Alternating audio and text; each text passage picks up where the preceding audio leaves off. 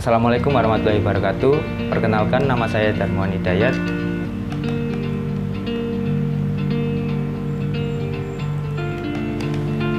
Assalamualaikum warahmatullahi wabarakatuh. Perkenalkan, nama saya Darmawan Hidayat dari Teknik Industri Universitas PGRI Adibuwana, Surabaya, angkatan 2017 kelas C pagi. Di sini saya akan mempresentasikan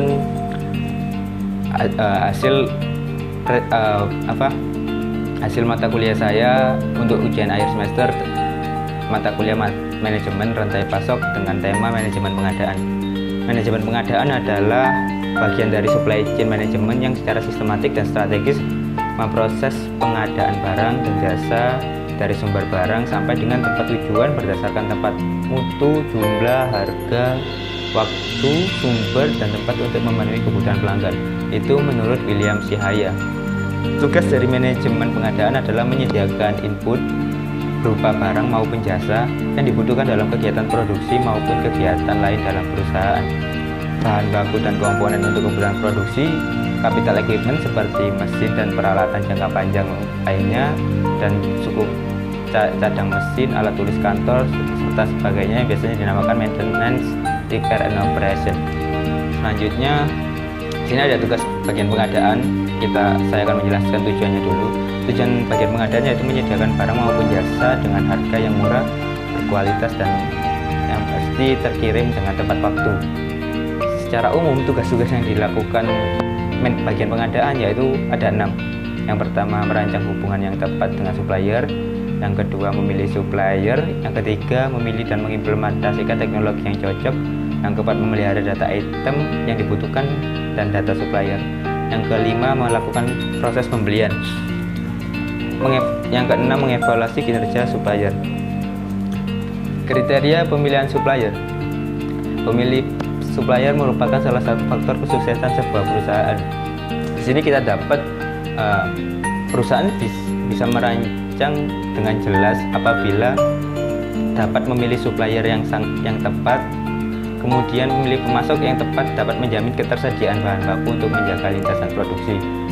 Kemudian ada 23, menurut Dixon ada 23 tingkatan kepentingan kriteria pemilihan supplier. Dari yang pertama kualitas, 2 pengiriman, 3 kinerja masa lalu, hingga yang terakhir itu pengaturan hubungan timbal balik. Kalian bisa membaca sendiri di PPT ini ada 23.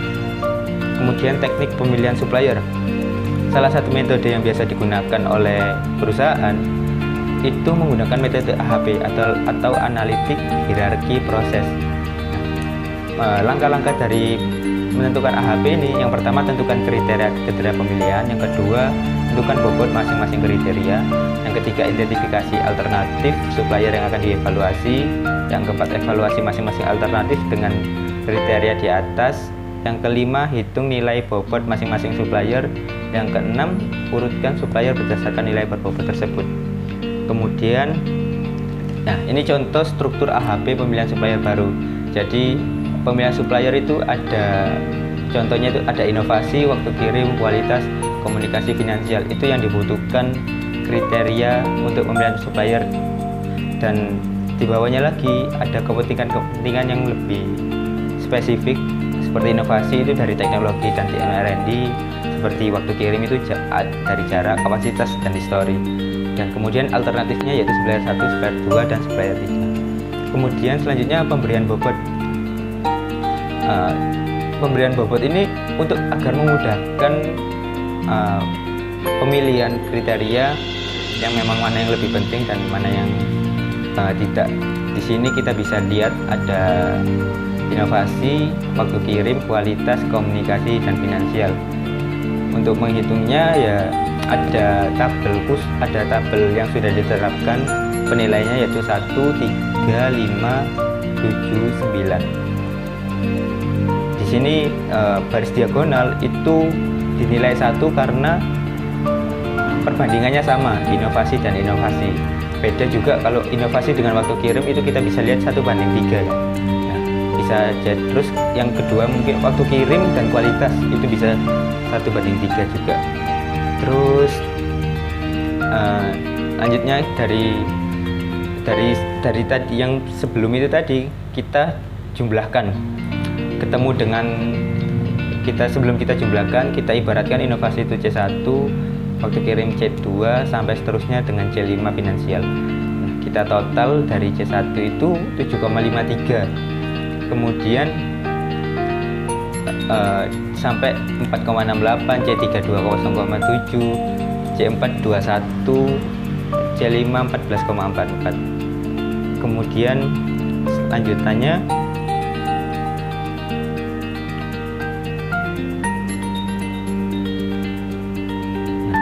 di sini menghitung rata-rata ke samping.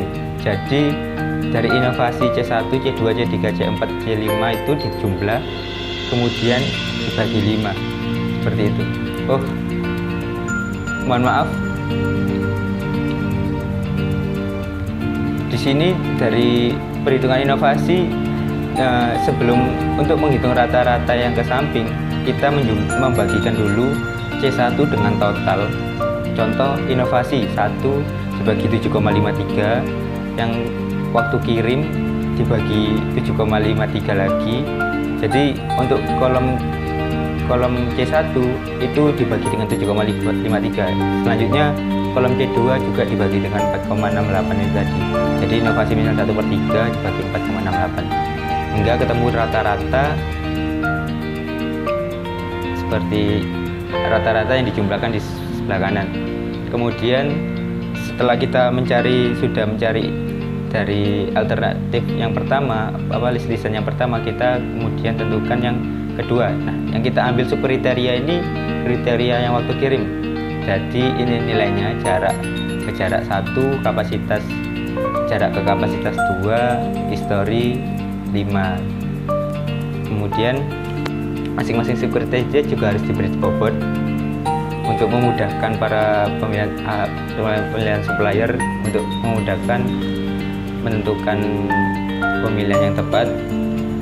Nah, dengan perhitungan lebih lanjut diperoleh bobot jarak 0,603, kapasitas 0,255, histori 0,143. Cara menghitungnya itu sama seperti yang kriteria yang pertama tadi, yang waktu yang C1 sampai C5 itu tadi. Dan selanjutnya sehingga bobot sebenarnya dinamakan global weight untuk ketiga subkriteria disebut masing-masing adalah 0,175, 0,074 dan 0,143. Lanjut, ini adalah ini adalah hasil dari bobot kriteria dan subkriteria. Kita bisa lihat bobot ini tadi kita dapatkan dari hitungan yang sebelumnya. Tahap selanjutnya adalah mengevaluasi supplier dari setiap aspek. Pada dasarnya penilaian dilakukan pada tingkat subkriteria, dan penilaian bisa didasarkan pada ada tidaknya perangkat komputer untuk merancang produk, ada tidaknya sistem yang bisa digunakan untuk mengkonsumsi ide-ide dan rancangan awal dalam perusahaan, dan sebagainya. Misalkan setelah dilakukan evaluasi lapangan, penilai menyepakati nilai seperti pada tabel tersebut. Jadi setelah kita menemukan bobot-bobot yang kita ketemu tabel di sebelumnya, kita dapat memilih supplier 1, supplier 2, supplier 3, bisa menilai bobotnya itu tadi. Nah, bobotnya itu tadi contohnya seperti di PowerPoint ini tadi. Dari segi teknologi pengembangan produk, supplier 1 secara signifikan lebih baik dibandingkan supplier 2, dan supplier 2 sedikit lebih baik dari supplier 3. Selanjutnya perbandingan antara supplier 1 supplier 3 bernilai 7, yang berarti supplier 1 jauh lebih canggih teknologinya dibanding supplier 3. Itu salah satu contoh penilaiannya. Dari matrik tersebut bisa diperoleh nilai masing-masing supplier pada aspek teknologi pengembangan produk.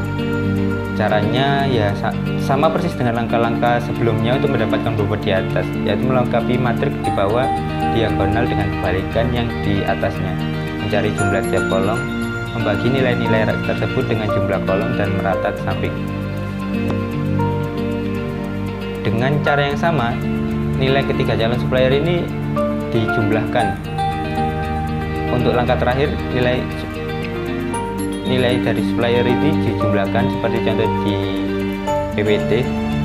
Dengan demikian, maka urutan supplier berdasarkan hasil penilaian keseluruhannya adalah supplier 1 dan supplier 2 serta supplier 3. Jadi kalau satu supplier yang dipilih, maka supplier 1 lah jadi pemenangnya. Kita bisa lihat dari tingkatan hasil dari jumlahan yang sebelum-sebelumnya, sehingga kita bisa memisahkan dari supplier 1, supplier 2, supplier 3, terus kita jumlahkan lagi dengan hasil rata-rata yang menentukan supplier 1 itu berhak untuk dipilih. Nah, ini nilai-nilainya yang jelas. Supplier 1 kan yang lebih bobot dipilih. Baik, seperti itulah dari saya. Kurang lebih saya mohon maaf. Terima kasih. Assalamualaikum warahmatullahi wabarakatuh.